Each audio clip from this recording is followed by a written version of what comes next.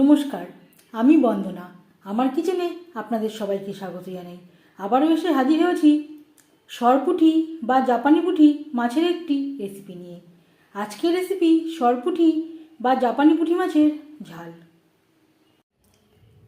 সরপুঁটি বা জাপানি পুঁটি মাছের ঝাল রান্না করতে এখানে আমি নিয়েছি 3 পিস সরপুঁটি মাছ। একটা মাছকে আমি 2 টুকরো করে কেটে নিয়েছি। মোট আমার এখানে 6 পিস মাছ হয়েছে। মাছ আমি কেটে পরিষ্কার করে ধুয়ে নিয়েছি। সবার প্রথমে দিয়ে দেব লবণ, আর দিয়ে দেব হলুদের গুঁড়ো। লবণ হলুদ মাছে বেশ ভালো করে মেখে নেব।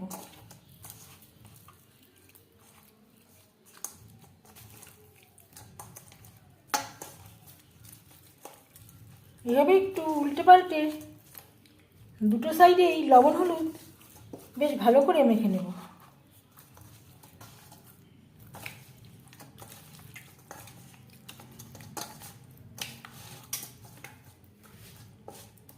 পাঁচ মিনিট রেস্টে রেখে দেব। তেল আমি গরম করে নেব। তেল আমি হাই ফ্লেমে গরম করে নিয়েছি। এইভাবে একটু ছড়িয়ে দেব। এবার দিয়ে দেব ম্যারিনেট করে রাখা মাছ।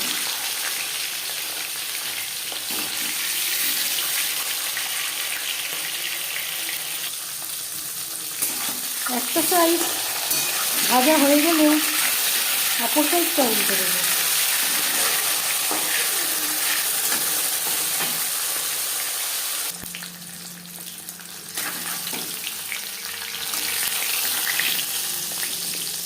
প্রথম ব্যাচে মাছ ভাজা হয়ে গেছে। একটা পাত্রে উঠিয়ে নেব।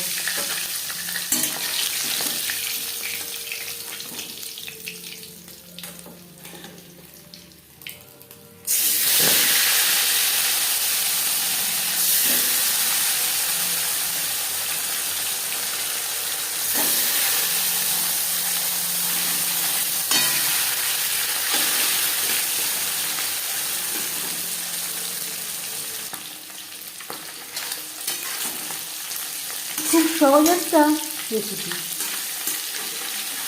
মাছের ঝাল বা ঝোল আমরা প্রায়ই তৈরি করে থাকি, তবে আমি কীভাবে খুব কম উপকরণ দিয়ে সরপুঁটি মাছের ঝাল রান্না করি সেটা খুব সহজভাবে আপনাদের সাথে শেয়ার করব। মাছ ভেজে নেওয়ার তেলে দিয়ে দেবো পেঁয়াজ কুচি। কিছুটা তেল আমি উঠিয়ে রেখেছি। মাছ থেকে অনেকটাই তেল বেরিয়ে গেছিলো।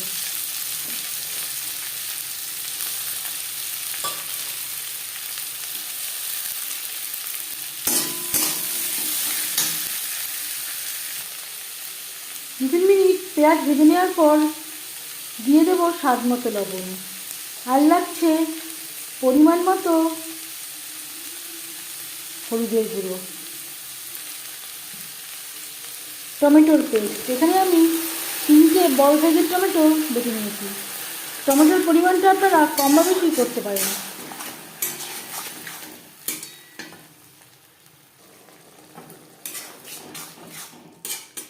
তিন 4 মিনিট নাড়াচাড়া করে নেওয়ার পর দিয়ে দেবো আদা বাটা, কাঁচা লঙ্কা বাটা। এই রান্নাতে আমি আর কোনো মশলা ব্যবহার করব না। আদা ও কাঁচা লঙ্কা পেঁয়াজ টমেটোর সাথে বেশ ভালো করে মিক্সড করে দেব। আর দিয়ে দেব টমেটোর জারটা ধুয়ে জল, যাতে পুরো বাটাটাই অ্যাড করতে পারি।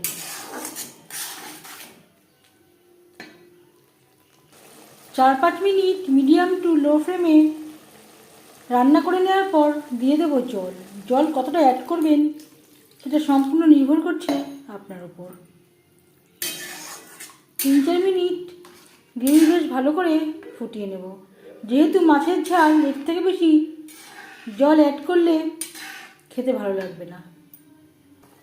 3-4 মিনিট রান্না করে নেওয়ার পর দিয়ে দেব ভেজে রাখা মাছ।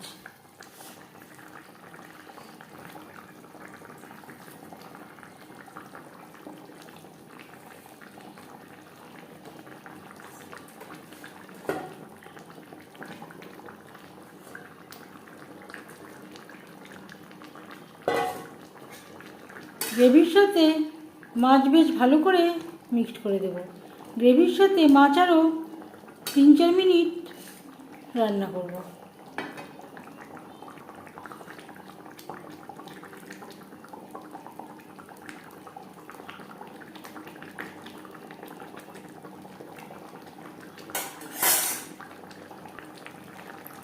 চার 5 মিনিট রান্না করে নেওয়ার পর দিয়ে দেব খুবই সামান্য পরিমাণে গরম মশলা পাউডার।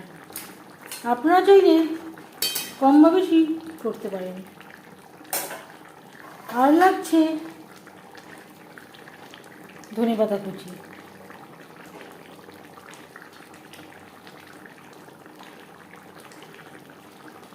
এক মিনিট রান্না করে নেওয়ার পর গ্যাসের ফ্লেমটা বন্ধ করে দেব। 5 মিনিট ঢেকে স্ট্যান্ডিং টাইমে রাখবো। মাছের ঝালের রেসিপিটি কেমন লাগলো অবশ্যই জানাবেন কমেন্টের মাধ্যমে।